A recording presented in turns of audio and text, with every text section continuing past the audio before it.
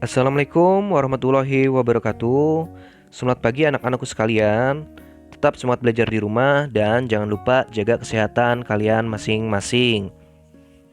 Setelah kemarin kita belajar mengenai peran kewirausahaan dalam membangun ekonomi Indonesia, maka pada video pembelajaran kali ini kita akan belajar mengenai hubungan antara kelangkaan dengan permintaan penawaran untuk kesejahteraan dan persatuan bangsa Indonesia. Tujuan pembelajaran hari ini, kalian harus dapat menjelaskan hubungan antara kelangkaan dengan permintaan penawaran untuk meningkatkan kesejahteraan manusia. Nah, kelangkaan itu adalah kebutuhan manusia yang jumlahnya tidak terbatas dihadapkan dengan alat pemenuhan kebutuhan manusia yang jumlahnya terbatas. Contoh, kebutuhan manusia. Nah, di sini sekarang sedang langka apa nih? Cabai ya. Nah, kebutuhan cabainya banyak, baik ibu rumah tangga maupun tempat-tempat makan. Sedangkan cabainya ini tidak tersedia atau jumlahnya sedikit. Nah, ini mengakibatkan harganya mahal. Kenapa bisa demikian? Karena cabai itu gagal panen akibat kemarin ada banjir atau hujan yang terus-menerus. Nah, ini akhirnya ketersediaan cabai ini langka ya. Ini yang dikatakan sebagai kelangkaan. Nah, permintaan penawaran.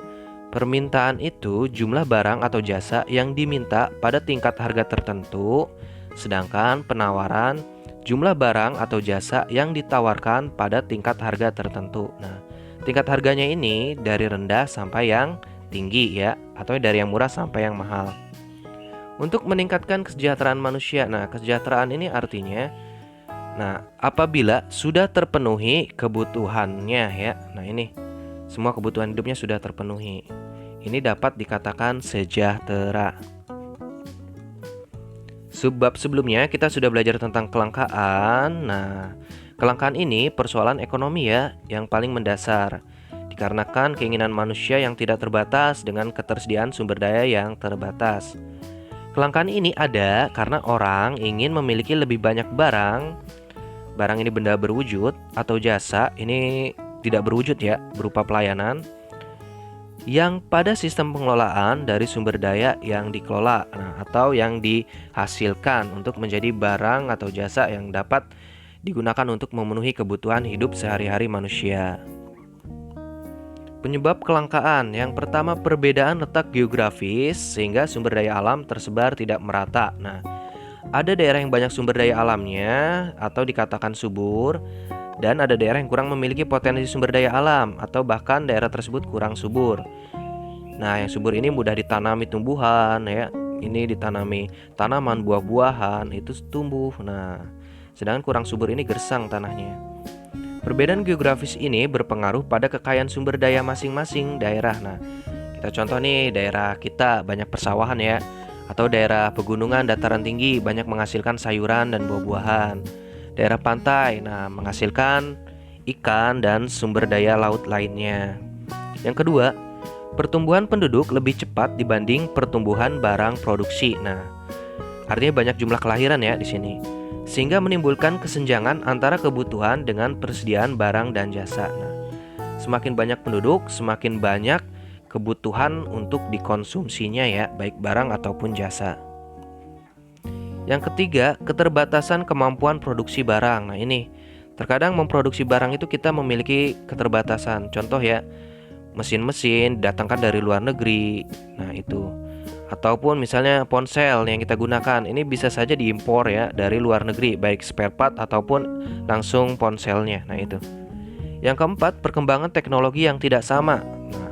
Di beberapa negara maju, perkembangan teknologi berlangsung cukup cepat, serta di negara berkembang, nah ini negara kita yang berkembang ya, justru perkembangan teknologi lambat dibandingkan dengan perkembangan kebutuhan akan barang dan jasa. Nah, artinya di sini apabila teknologinya rendah atau kurang maju, ini akan menghambat dari ketersediaan barang dan jasa. Nah, ini makanya kalian harus banyak belajar yang semangat agar perkembangan iptek di negara kita ini bisa maju dengan generasi bangsa yang semakin bermutu ya. Faktor penyebab kelangkaan yang telah diuraikan dapat menimbulkan penawaran dan permintaan terhadap barang dan jasa. Nah, artinya penawaran terhadap barang dan jasa akan melimpah terjadi pada daerah yang kelebihan hasil produksi. Nah, di sini banyak sekali ya, baik barang ataupun jasa hasil produksinya. Kelebihan penawaran ini akan mengakibatkan harga barang pada daerah tersebut menjadi murah. Nah, itu artinya tidak ada kelangkaan.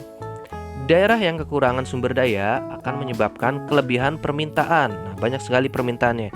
Sehingga harga barang pada daerah yang kekurangan menjadi mahal. Nah, itu ya. Mungkin di daerah pantai itu harga ikan itu murah, tapi apabila sudah daerah pegunungan itu akan menjadi mahal. Nah, itu. Karena ada apa? Ada biaya pengantarannya ya, atau distribusi barang atau jasa. Untuk mengatasi kelebihan penawaran pada daerah yang kelebihan sumber daya dan kekurangan pada daerah yang kurang sumber daya dengan melakukan distribusi barang dan jasa. Nah, masih ingatkah kalian dengan pengertian dari distribusi? Distribusi itu artinya penyaluran barang atau jasa dari tangan produsen kepada konsumen. Nah, di sini ada contoh nih. Gambar mobil mengangkut sayuran untuk didistribusikan. Nah, mungkin ini diambil dari daerah ini ya, penghasilnya dataran tinggi atau pegunungan, ini sayuran, kemudian dijual di pasar. Nah, ini. Kemudian untuk dijual lagi ke warung-warung atau nanti sampai ke rumah kamu. Nah, ini distribusi fungsinya. Keterkaitan antara pasar dan distribusi dapat kita lihat peranan pasar dalam mendistribusikan atau menyalurkan barang dan jasa. Peranan keterkaitan pasar dengan distribusi antara lain. Yang A pertama, mempermudah konsumen. Nah, konsumen ini pembeli ya. Nah, atau yang menghabiskan, mengurangi nilai guna suatu barang atau jasa. Ini dikatakan konsumen. Nah, memperoleh barang konsumsi. Dengan adanya pasar dan distribusi, barang dan jasa yang dihasilkan produsen dapat dinikmati oleh konsumen baik melalui pasar tradisional. Nah, ini pasar tradisional, contoh di sini ada pasar Bojong, pasar Rengas Dengklok, pasar Karawang ya, maupun modern. Nah, modern itu sudah minimarket ya, ada mall atau supermarket. Yang B, membentuk terciptanya harga barang yang stabil. Nah, artinya tidak mahal, tidak murah. Dengan adanya pasar, barang-barang dapat tersalurkan ya atau sampai kepada konsumen. Proses penyaluran akan membuat harga relatif stabil. Naiknya harga barang biasanya dipengaruhi oleh karena langkanya barang. Langkanya barang yang di pasar juga dipengaruhi oleh lancarnya distribusi ya, penyaluran barangnya. Apabila distribusi lancar dan barang selalu tersedia di pasar, maka harga akan relatif stabil, tidak mahal ataupun tidak murah. C. Produsen akan mempertahankan keuntungan dan penjualan produk ya, atau barang-barang hasil produksi. Keuntungan bagi produsen dengan adanya pasar dan distribusi akan mempertahankan penjualan dengan stabil.